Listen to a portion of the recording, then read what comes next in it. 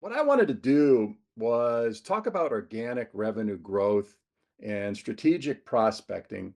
When people hear that, they always assume it's with strangers. I recommend we prospect with our current customers. I recommend we prospect with other customers in our current markets and channels. Chances are, when you prospect with those folks that match your ideal customer profile, they heard about you, they know you. Um, chances are maybe even somebody at their organization has worked with you in the past. The reason for the webinar, though, is I'm hearing a lot of people challenged by the current uncertainty. I have clients, this year, mostly in North America, but I've had clients all over the world. And just yesterday, I had a client, vice president of sales, and I were chatting about the impact of tariffs on his business. And, how is his business going to plan? How is his business going to react? What should his salespeople be doing? And as I engage with other business owners, I'm often hearing people saying, well, now's the time to go out and, sell new products in new markets. Now's the time to place our current products in new markets. And again, if your research shows that that's what you should do, then I highly recommend it. But before you do that, let's make sure that we're getting the most out of our current customers. And that's what today is all about. My name is Mark Allen Roberts. I don't include my middle name just to make my mom happy. It turns out Mark Roberts is the world's most famous streaker. So in no way does that help me. So every time I do anything, I include my middle name. It's on all my books. It's on my website. If you're trying to find me, look for Mark Allen Roberts. If you enjoy the session today, let's make sure and stay connected on LinkedIn. Also, if you're looking for me, just Google fix sales problems. My website's ranked number 1 in the world. Um, my recent last month's webinar was about improving sales effectiveness, improving the skills of your sales team. If you missed it and you want a copy of it, reach out. I was really blessed. One of the organizations where I was the sales trainer actually sent me to Harvard to learn how adults learn, and I shared some of those principles in the last month's webinar. So today let's talk about different strategies to grow your revenue, grow your profits, market share, but everything we're doing should be focused on value. It's interesting how often people talk about growing revenue, growing sales, improving profits, but what's the why? What's the why behind it? Why should we improve customer satisfaction? Well, ultimately, it increases the value of your business. And that's what we should all be focused on at the end of the day. We're going to talk about organic sales growth. No shock, that was in the title. We're going to talk a little bit about improving sales effectiveness in case you missed the last webinar. We're going to talk about creating your plan based on the current state of your team, but also the markets. And then at the end, if you've never been exposed to professional prospecting, how to professionally prospect at your current accounts, but also accounts that match your ideal profile in your current markets. Just last night, I was attending an event of business owners, and I often speak at these events. And afterwards, people always come up and they ask questions. And as of late, and I mean, as of like the last 30 days, what's the best strategy to grow sales in such uncertain times?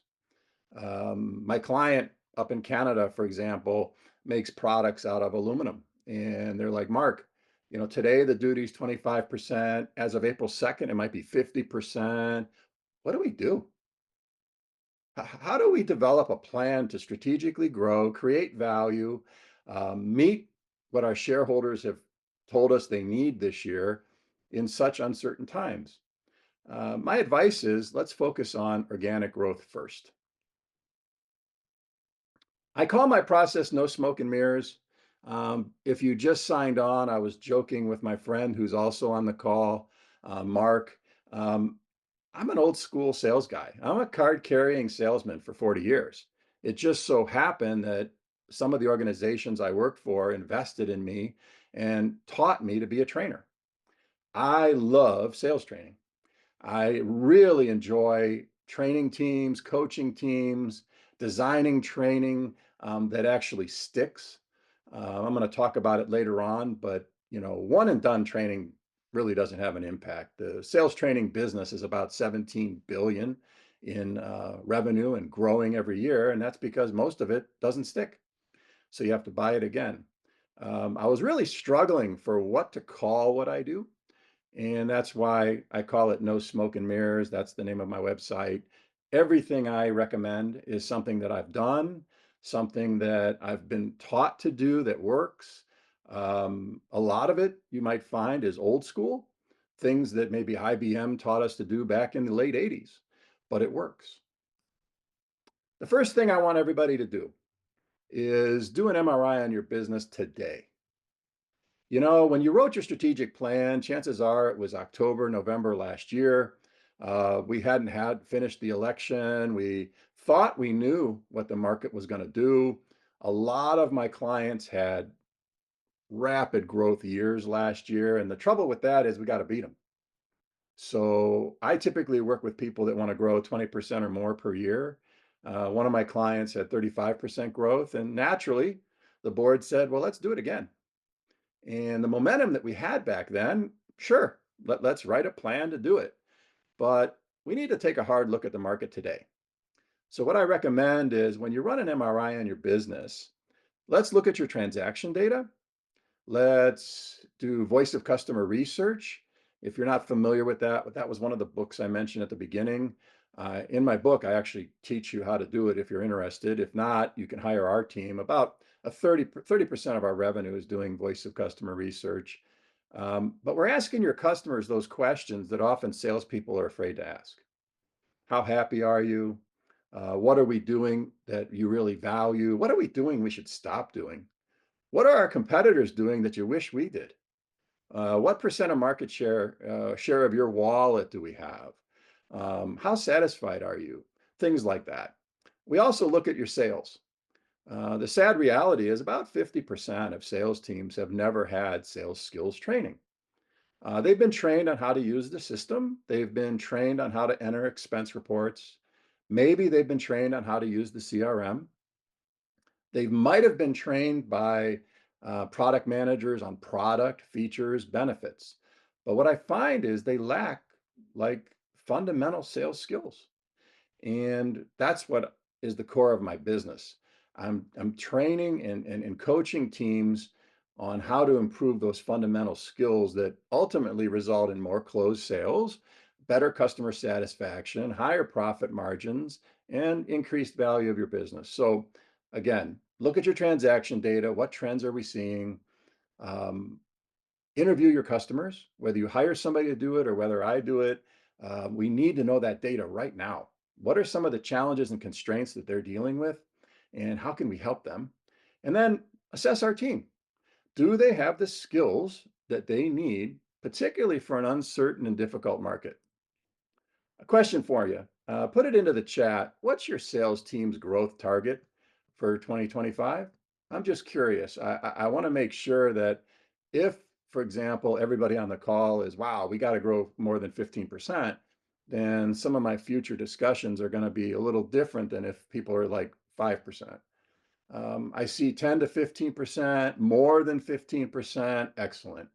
Um, I see another 15%, 15%, great. Um, I don't want people to take this wrong, but what really excites me are companies that want to grow 15, 20%, 30% year over year. If what you want is 3 to 5% growth, I'm probably not the right person for you. Typically, I can get you 3 to 5% growth with a price increase. I actually know consultants that love to work with companies 3 to 5%. So if that's your goal, let me know and I'll introduce you to some great people. But in my book, Driving Explosive Growth, it's written for people that want to see 20, 30% year over year growth. Um, as of late, about 20% of the teams I'm helping are business owners preparing to sell. I tell people if you give me 2 years before you want to sell, we can dramatically increase the value of your business and help you get an unfair multiple. But It sounds like, most of the people on this call are the folks that I like to help. What are the ways we can grow? I'm just curious. Put it into the chat. What are some strategic ways companies can grow? What have you seen throughout your career? I'll steal the easy one, right? Organic. We can grow our current customers. What else? What else can we do to strategically grow? Acquisitions. Thank you. This is a great time for acquisitions. Referrals. Get your raving fans to refer people. That's actually why I was at the event last night, was to drive more referrals. Offer services, social media marketing. Absolutely. Um, Social selling, for example, is a skill that we need to teach our salespeople. Deliver what your competition can't. Love that, Mark. Thank you. And the way we discover that is either we teach our salespeople to ask great questions and find unresolved market problems or challenges or constraints today. And we brilliantly solve them when they're not even on our competitors' radar, right? Our competitors in there trying to book demos, pitch slapping. Hopefully, there's no HR people on the call. Pitch slapping is you assume you know what everybody wants, and you know you're being pitch slapped when somebody uh, calls you and you don't even know if they're breathing. They're just pitching, pitching, pitching, not asking any questions. That's a terrible experience. And it shouldn't surprise us that later on we're going to talk about 75%, based on a recent study of B2B buyers, are choosing to self-serve. Sales have been behaving badly for years, particularly during the pandemic and after. So, what we're seeing is a shift to self service.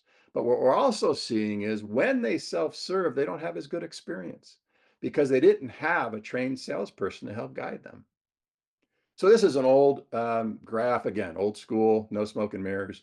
But I just wanted to bring it up. We have a lot of different ways we can grow. We can sell more to our existing customers in our existing markets. We can sell more to existing markets, but sell new products. Often, one of the outcomes of doing customer research is we discover new problems and we develop new solutions.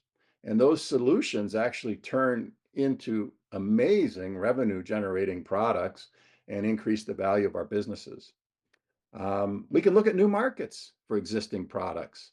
Um, a fun little one that I did years ago, I work with a lot of manufacturers, and we were actually interviewing home repair handymen. And what we found was a disproportionate amount of them were using Downy fabric softener to remove wallpaper. And sure enough, if you go into Home Depot today, you will find Downy fabric softener in the home improvement section.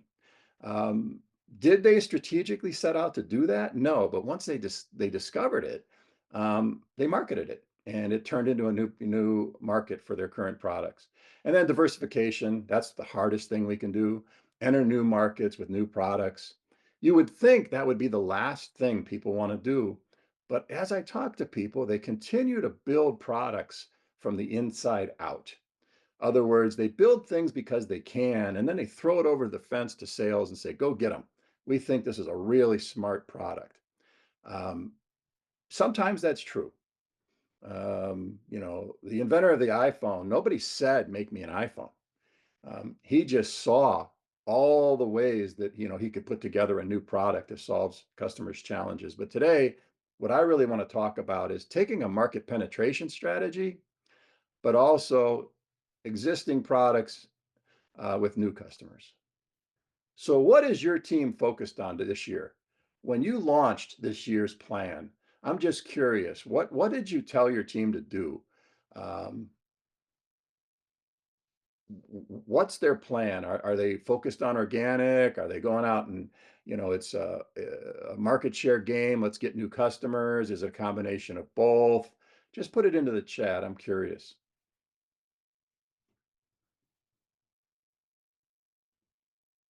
New clients, that often happens, right?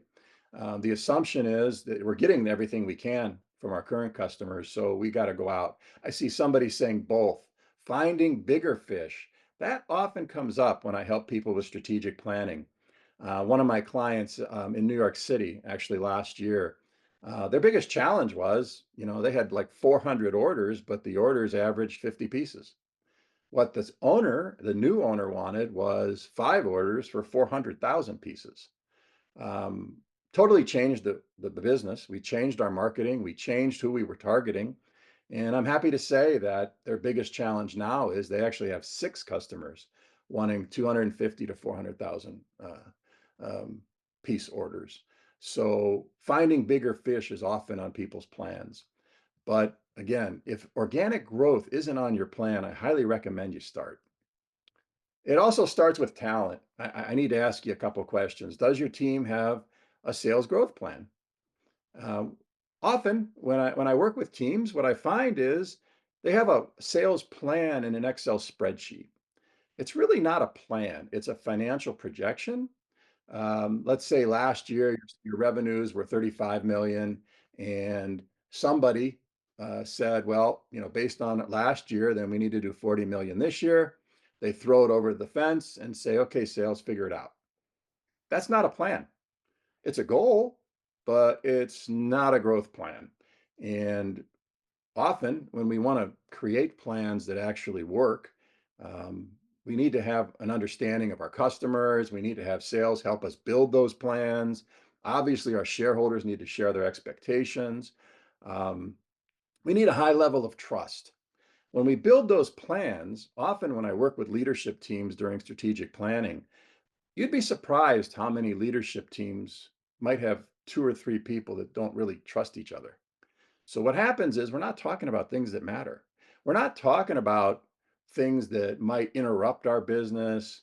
I call them like politically incorrect secrets. Everybody in the organization knows them, but nobody's talking about them. High performance teams have a high degree of trust. Amazing book, Five Dysfunctions of a Team. And if you're familiar with the pyramid, the bottom of the pyramid, the foundation is building trust. If you really want to scale, you have to have your leadership team trusting each other.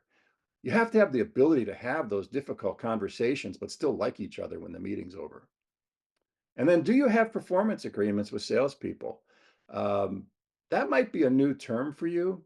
What I mean by that is the worst thing we can do, having been a card carrying salesman my entire life, is for Mount High to tell me, here is your goal and here's how you're going to do it. Because what happens is if I go out and execute what they told me to do and it doesn't work, it's really not my problem. You told me what to do. I went out and did it and it didn't work. That often shows itself when we assess a team and they struggle with accountability. Often CEOs tell me, look, I need my team more accountable. Well, what you're really saying is what you need is a high performance team.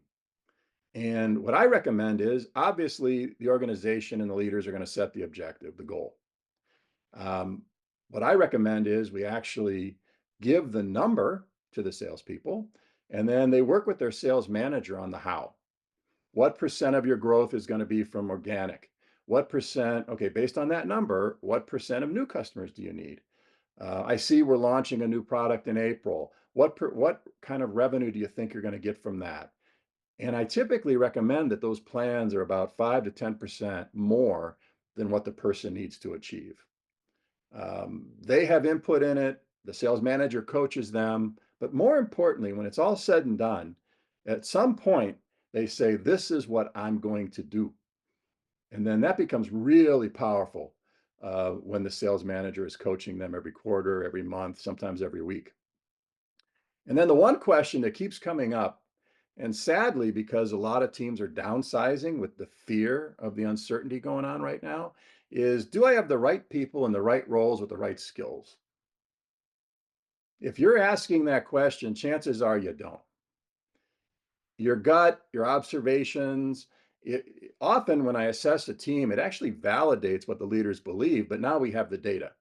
I was talking to a very large industrial distributor in sanitation, and he said, look, I know that about 20% of my team probably shouldn't even be in sales. I just don't know which 20% it is. Are they growing because they have a great market, or are they growing because they're really skilled? Um, the only way to really answer that question is one, observation. It's still the best method. But second, just assess your team. we're going to have to make sure our teams are in the right roles with the right skills and what I call digital assets now more than ever because the market's going to be very difficult. What I found is over the years, typically, you'll have a hunter or a farmer. Um, if you put a hunter in a farming role, they're going to be unhappy. They're not going to drive the results that they could have driven. Put a hunter in a hunter role, they're going to go out and make it happen. But farmers can add a tremendous amount of value to your business, growing with current organic customers, understanding their needs, upselling, cross-selling. We're going to talk about that later. But there's a new salesperson emerging. I call him the fisherman. The fisherman looks for a digital lead and then reels them in. And it's a whole new skill set. How do you take somebody that inquired over the internet that you've never even spoken to and walk them through a sales process so ultimately you create revenue? But sadly, there's also a new persona in sales, and I call them the babysitter. If you have a babysitter, what it looks like is they're 100% transactional. The customer calls, they quote a price, they probably give a discount, and they quote a time, and the transaction's over. They don't ask any questions. They don't ask about the application. They don't recommend other products and solutions, and they wait for the phone to ring. Typically, they have a really high need to be liked. So this might be some of your most senior people that have some of your biggest accounts, but we can't afford to have babysitters when the market is so difficult right now. We need to make sure that everybody's trained on how to grow revenue and grow profits.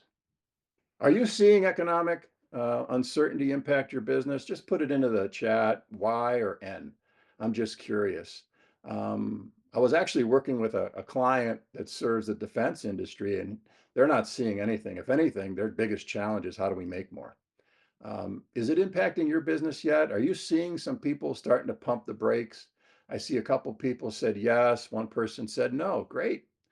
Um, Uncertainty is actually a great time to really understand our customers and present solutions for them.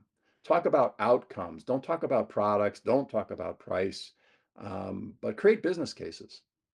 So it looks like it's a pretty even split.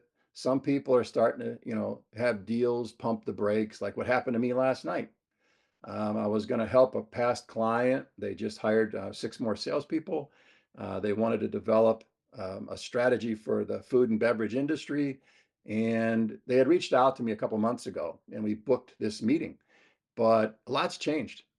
A lot's changed for their business since he first engaged. So he's pumping the brakes. The CEO's putting a freeze on all spending. The CEO is putting a freeze on all new hiring. Don't fill open positions. Get people to do more. Um, Totally different environment. So I even experienced it last night. So if you're experiencing it, like, don't be surprised, but also um, don't let it pull your mindset down. There's still a lot of people that need help out there. McKinsey did a study. Economic uncertainty is not a new thing.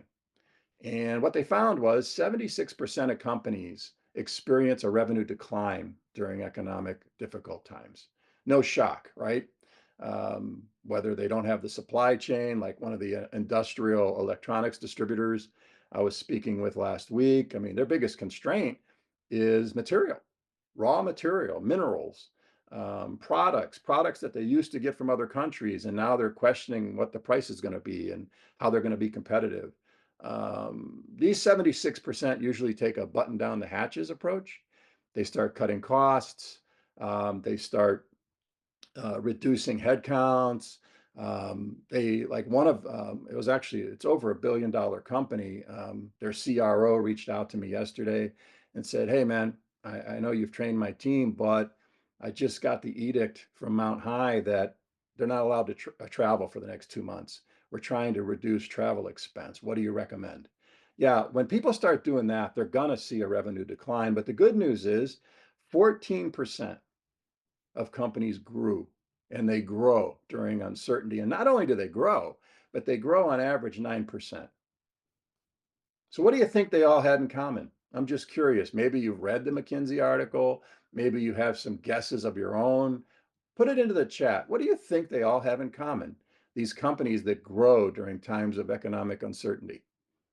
They continue to invest in their business, absolutely, but they make smarter investments, right? I can't tell you how many CEOs I've met with, and they're like, look, you know, marketing scares me. 50% of it is good, 50% of it is a waste. I just don't know which 50% is, creating my business. Sales teams that identify value and deliver customer service. Absolutely. That's one of the things that they all had in common. But the biggest thing is a plan. Sounds pretty simple. But again, if your plan was written last year, if you don't have a plan, I highly recommend that we either tune up your plan or we write one. The teams that had a plan, the teams that got together with cross-functional leaders and write a plan, the teams that looked at all the different scenarios. Well, what if the tariffs on aluminum become 50%? What if we can't get this particular mineral that we need to produce our product? Create a plan. This is what we're going to do if this occurs, but we're also going to create a plan based on what we know, based on customer research, based on our voice of customer interviews. I just completed a project for a very large another company in building and supply, and what shocked the CEO was their customers all almost unanimously said, "I'd like to see your people again." They had never started going back out like they used to before the pandemic, and the customers missed them. They've been doing a great job of virtual selling, making phone calls, having Zoom meetings. But what we uncovered was their customers wanted to have face to face meetings again. Their customers wanted people to come in with industry insights and challenge them, give them some ideas to grow their business. So we need to create a plan, a sales plan. And again, I'm recommending first, make sure you're getting the most out of your current customers. I often talk to salespeople. I actually did this the last time we did a voice of customer project. Um, I asked the customers, what share of wallet does this particular company have? And then I asked the salesperson that called on the customer. The salesperson said, oh, 80, 90%. They're buying everything from me. The only stuff I don't get is stuff we don't carry. But when I interviewed the customer who doesn't have a relationship with me, it was around 30%. They're buying other products from other vendors. Matter of fact, ever since the pandemic, people have redundancy. They want multiple vendors and they're trying to keep everybody happy. So, in the event that one of their vendors has a supply chain challenge, they've got a backup vendor. So, typically, there's a tremendous opportunity to grow with current customers, but also new customers that look like them. So, what I'm recommending, particularly in times of uncertainty, is um, organic growth. Make sure your plan has a really strong organic growth component and then new customers in current markets. I'm a big process guy. I also am a big data guy. Um, I find it interesting when you share, look, when my grandfather started this business, we did this, we've always done this. But quite frankly, when your grandfather started the business, his phone had a cord, right? It's a whole new market right now. Do we want to change your culture if it's working? No. What we definitely have to do is understand the market today and adapt. So the steps that I recommend is it starts with relationships. When we do customer research, we actually ask about the relationships. How would you rank the relationship with this company? Are you satisfied? And if anybody tells us that no, actually, I'm not satisfied, our rule is we let them know within 24 hours so we have time to fix it. Upsell, cross sell. What else are they buying that you could be selling them, that you should be selling them? Expand products or service offerings. Great example of this is one of my clients does metal fabrication, and he was concerned. All of a sudden, his sales plateaued. He's been growing for 2 years now, 20% year over year, and then all of a sudden we hit a plateau for a few months. And could it be that maybe his competitor is cheaper?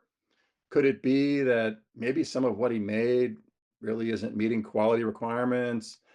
Could it be his salesperson isn't working as aggressively as they used to? we got to find that out. But what we found was his end customers were having a hard time finding labor. So he's making all his parts, but they couldn't find labor to assemble it. So once the CEO and I learned about this, we actually created an assembly offering. So he's doing sub-assembly and he's actually making more money on the assembly than he is on his parts. So that's an example of listening to the market and adapting with a new service. Optimized pricing. Um, Typically, unfortunately, a lot of people do what we call spreading the peanut butter. What's our cost? Let's mark it up 28% and call it a day. That's really not how to drive the greatest profit improvements. It also isn't always market focused. So we want to improve that. Focus on customer acquisition channels. Other words, growing more customers with your in your current markets and channels. Training and development. It's actually a great time for training and development. When your competitors stop training their people, when your competitors are cutting back on travel expenses and their people are showing up and throwing up and giving customers a terrible experience, how you sell might be the reason why people buy from you instead of what you sell. It's a great time to look at operational efficiencies. We often uncover what people value, what they don't value, and we adjust. And then strengthen your brand positioning. So, again, what I want to do very quickly is unpack each one of those. Um, Customer relationships. Again, same team. I asked them, rank your relationship. What percent of your customers are satisfied? And of course, and I'm not knocking salespeople, but oh, 90% of our customers are happy. They're thrilled. I mean, I'm the only rep that was invited to their daughter's wedding, right? I hear it all. But the reality is, often when we talk to teams, it's around 65, 70% satisfaction. And we have people on that we're currently serving that are not having a great experience or not having the experience that they want. Um, Look at your relationship matrix. When I teach how to build professional relationships, what I don't want is any of my clients to have one contact at an account. Typically, I want you to have 4 to 5. For example, there's a local company here in the Cleveland area that announced this morning they're letting 300 people go. What if your one contact was one of them? So it's defensive, but it's also offensive. Other words, talk to your purchasing manager, right? If they can make decisions, but also talk to production, talk to engineering, have relationships throughout the company because what you'll often do is uncover opportunities that could turn into new revenue.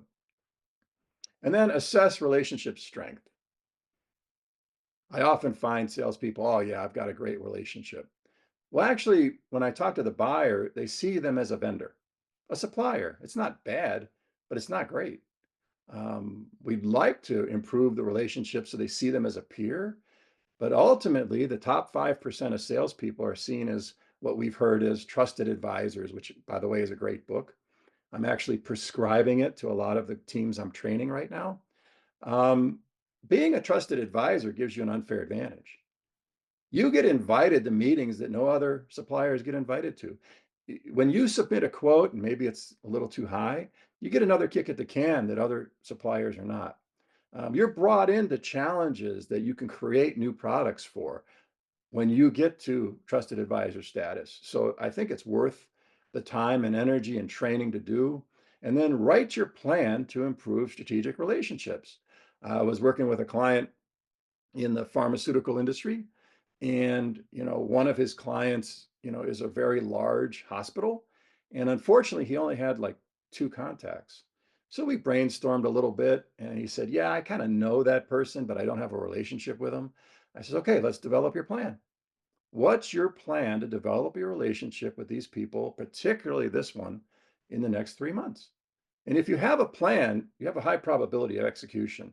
And if you're their manager and they shared their plan with you, when you have your weekly coaching sessions, daily coaching sessions, where are we at with that? You said you were going to meet with Barb, and she's a key decision maker. Where are we at with that? How can I help? And then train your people on how to build professional relationships. Unfortunately, a lot of people believe people buy from people they like. What the research actually shows is people buy from people that have a common goal. They understand me, they understand how I make money, they understand my goals, my challenges, and they present solutions. If a salesperson has a really high need to be liked, they're so worried about being liked, they don't ask great questions. They don't do really good discovery. They don't make sure that they have a budget. It's like, I don't want to rock the boat. I don't want to hurt the relationship. So again, we need to work on those skills. Upsell, cross sell. Again, transaction data. Don't assume. Um, what I have our teams doing, particularly distributors, is what do customers in this application commonly buy? And then when they're on the phone with somebody and somebody says, "Hey, I need to replace this hose, this fitting," what goes through the hose? What's on the other end of the hose? One of my clients actually had 5 product groups, a distributor, and 70% of revenue was coming from one group, and it was actually their least profitable group. And it's because the salespeople just weren't having conversations. Their customers had grown to know them as the supplier of this particular product. But when we trained them to talk about and ask questions, hey, typically when somebody buys this, they also buy this. Typically, people in your industry also value this. Upsell, what's the application? Oh, well, if that's what you're doing with it, can I recommend a different part? It's a little bit more, but it'll have a lot less downtime. But also give your salespeople actionable insights. Don't ask them to be librarians. Don't ask them to sit and look at data and try to figure this all out. Give them the data. The sad reality is salespeople today are spending less than 20% of their sellable time talking to customers. We could have an entire webinar on why and what they're doing, but why don't we just give them actionable insights and teach them how to use them? Understand product and service applications. Write plans to upsell, cross sell by account. I often speak at an association called SAMA, a Strategic Account Management Association, and it's all about growing your large accounts. And that's actually going to be a webinar I'm going to offer here in a couple months. And then train your salespeople how to upsell and cross sell. Don't assume they know, but also train your customer service folks. Salespeople might not like hearing it, but the people your customers trust most are the people they talk to the most, and that's customer service. So when somebody orders something, they can make recommendations. Expand product or service offerings. Again, look at your transaction data, develop bundles. I was helping another client in the metals industry, and what we discovered was we asked them, what are you doing with all these parts? And we actually toured their facility and watched them use our parts as they assembled, and we proposed bundles. Um, the customer wanted to improve their cash flow, reduce their inventory. So we created a bundle for some of their largest products that they produce. And as the product went down the line, they just kept picking parts. Some of the parts in the bundle we actually sourced, different clamps and different things like that. But our bundle became something that they couldn't source. Provide share of wallet gain incentives.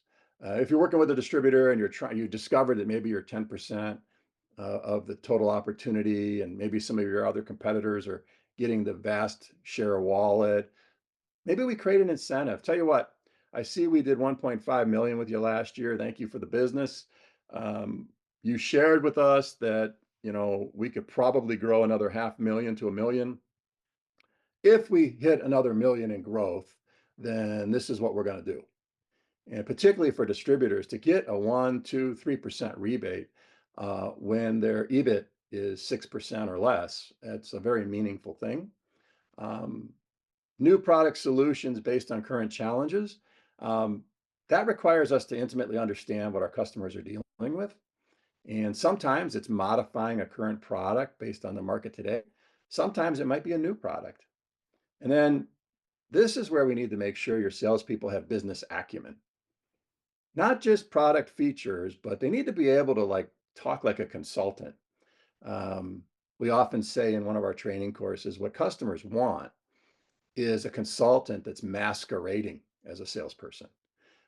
So they need to be able to build business cases.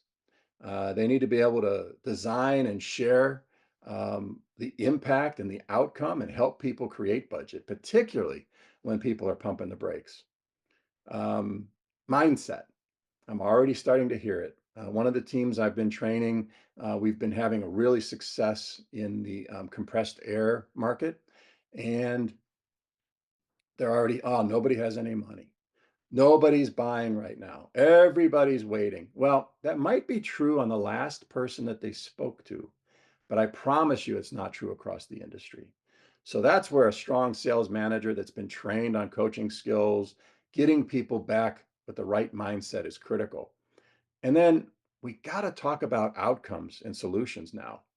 When people are pumping the brakes and having a difficult time finding budget, we need to be talking about outcomes and how it impacts their bottom line. I think it was Florida State did the research.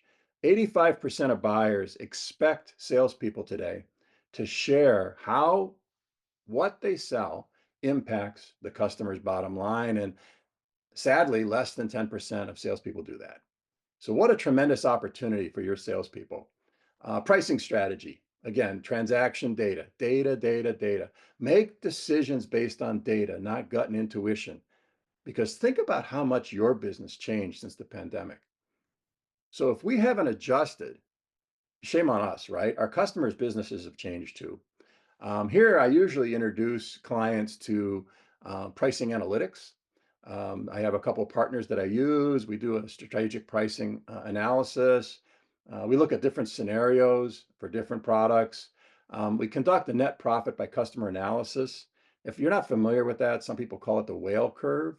I'll show it to you in the next slide. But what might shock you is we don't even, we look at cost, we look at retail, what you sold it for, but we also look at the cost of sale. What are all the costs that are going into selling that particular customer? Again, a distributor, after we ran the analysis with our partner that takes the ERP data, scrubs it, slices and dices it based on the questions that we want answered, found two of their largest accounts had their lowest pricing, lowest margin, I should say. So we had to fix that. Sometimes what you'll find in the next slide is about 20% of your customers, you're actually losing money because of all you're having to go through to sell them. So if we discover that, we need to train your salespeople on how to handle those profit leaking accounts, how to handle objections, particularly now, how to professionally handle, not overcome. When I was trained in sales back in the 80s, I'm dating myself. It was called overcoming objections. Well, I've been doing this 40 years. I've never won an argument with a customer. I might be right, but it doesn't mean I'm going to get the order. So, what we teach is how to professionally handle objections, how to negotiate, and how to deliver value, um, and price increases that stick. Because the reality is, unless I'm wrong, because of some of the supply chain constraints, because of some of the tariffs, sales teams are going to need to get really good at sharing price increases. This is the curve I was talking about. It's called the whale curve. We look at all your customers, and typically about 20% of your customers generate 200% of profits. And that's where somebody usually raises their hand and says, look, I can tell you're a sales guy because you don't understand finance. Well, hang with me. Um, those are your ideal customers in the green. They're contributing most of the profits that are going to your bottom line. The middle people, that's about break even. When we add the cost of sale, you're not losing money, but you're not making a lot of money. But about 20% of your customers lose about 50% of the profits that you work so hard to get. So what we do is we identify who they are, we identify the products, we strategically change the pricing, and typically we'll see a 3 to 4% lift in 90 days. And then grow market share, focus on acquisition channels. It starts with identifying the ideal customer profile. I don't recommend that you ask your salespeople to develop their target lists. I feel better that we create the list for them. We don't want them again searching the internet. One client asked me to help. They couldn't understand why their salespeople weren't having more meetings. And when I worked with some of the salespeople, one of them was spending half a day every week just looking at customers he could sell by market. No, I think the burden's on us. And if you don't have a strong list builder, if you don't subscribe to a list building service, reach out to me. I can recommend some. I often supply them for my clients, and then we build who we want that matches our ideal customer profile.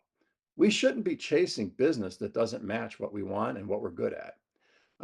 Voice of customer research really helps us understand current needs, whether you do it yourself or whether you hire somebody, and then create those lists by salesperson. And when you have your coaching calls, ask them the status of those targets.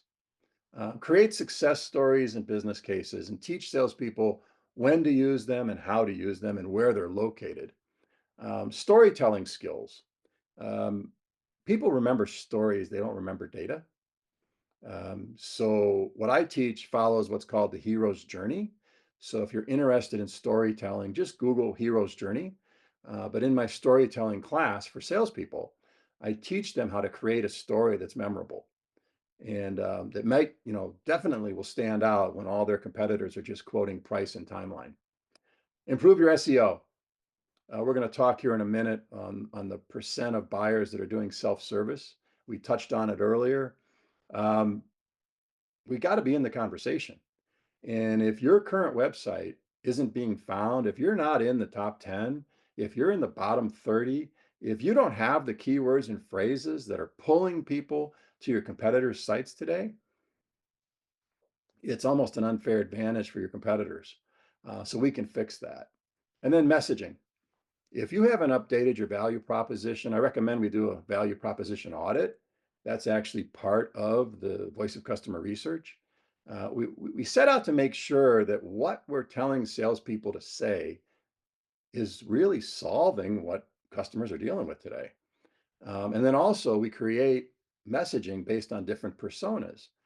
As you can imagine, if you're talking to a CEO, the conversation is much different than if you're talking to the maintenance manager. But sadly, if the team hasn't been trained, they're just saying what they were taught to say, and it's not resonating. It might resonate with one of the five decision makers, but the burden's on us to convince all five decision makers to go with us. And then teach salespeople how to professionally prospect. Prospecting is a skill, just like discovery, just like qualifying, negotiations. I just trained a team on negotiation skills. Um, it's a skill. And if you haven't trained your team, then kind of shame on you because if you're upset that they're not prospecting effectively, maybe it's just because they don't know how. Maybe it's because it's just like closing skills. Maybe they have a limiting belief. Oh, cold calls don't work. Well, actually, the research shows with one of my building and supply clients, 85% of their current customers started with a cold call. Once we saw that data and once salespeople saw that data, it really changed their mindsets. But teach them on professional prospecting skills. And then sales effectiveness. Here's another question. I've been doing a lot of talking. I was asked to speak at a conference out in Colorado, and it was basically the C suite, CEOs, CROs, CFOs. And I asked this question. I says, it was about November-ish. You all should have developed your strategic plans. And for show of hands, everybody pretty much put their hand up. You spent 2, 3 days on it. Your leadership team got together. You wrote a strategic plan. Let me ask you a question. How many of your salespeople, what percent have the skills to execute your plan? And this is back when, the economy looked great. Um, so what would you think they said? Is it A, 100% of my team, B, 70%, C, 50%, or less than 50% of your team have the skills to actually execute the plan that everybody agreed to? Less than 50%, less than 50%. What else?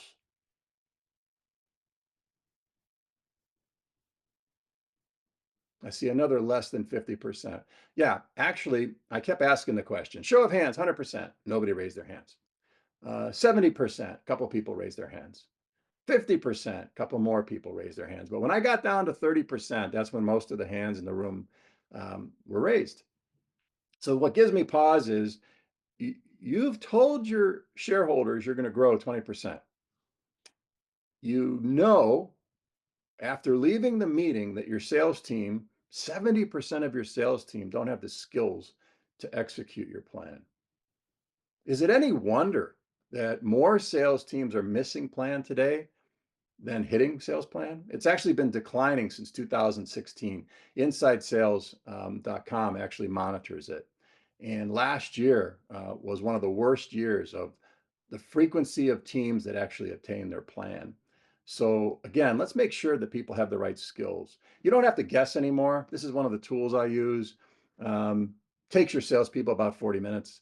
And then I produce a report. I meet with the leaders and I say, okay, based on what the way that people answer the questions, like in this graph, the one that's the highest is actually product and presentation knowledge. The lowest is closing skills.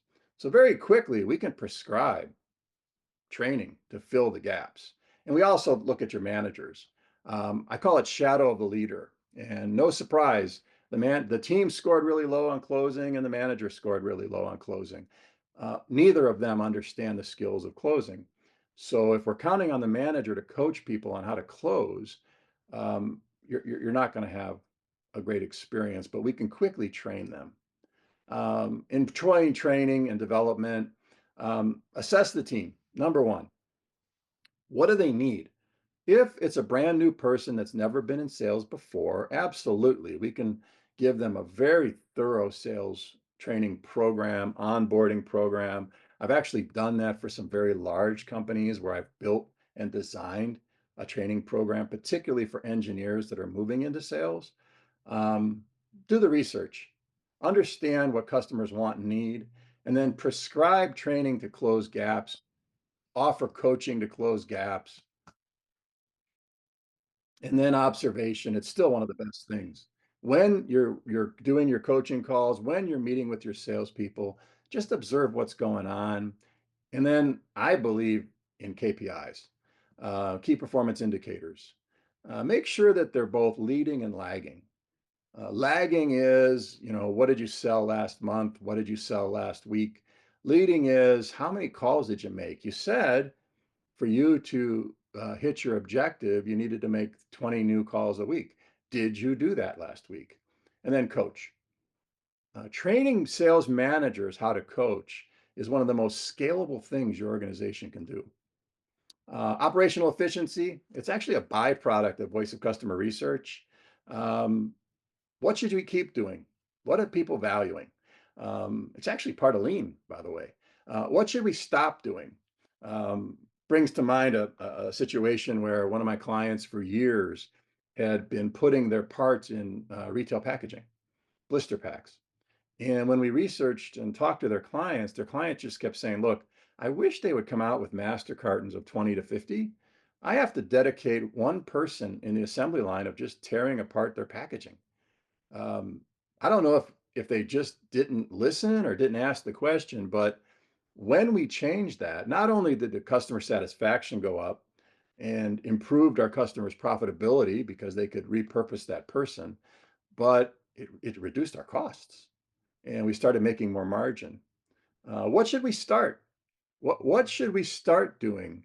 I'm reminded of one client that said, I wish you would use these pallets because when we bring in your orders, we have to repalletize them. Easy. We just do a different pallet.